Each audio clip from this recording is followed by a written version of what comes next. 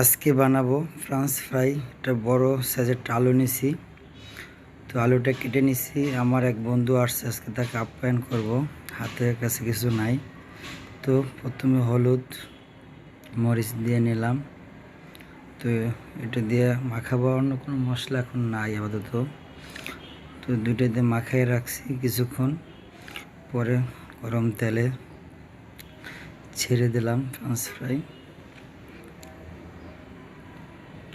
তো বানানোর এটা খুবই সহজ এবং খেতে খুব সুস্বাদু, মাঝে মাঝে খাই। তো আমার একটা গেস্ট আসছে, তাকে এটা দিয়ে আপ্যায়ন করলাম শর্টকাটে। তো আমাদের বাজার শেষ, এখন পরিবেশনের সময়।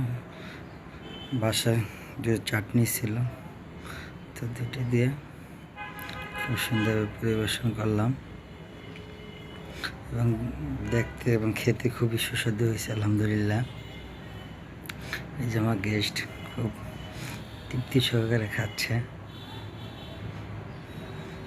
তো সবাই ভালো থাকবেন, দোয়া চাই। আসসালামু আলাইকুম রহমতুল্লাহ।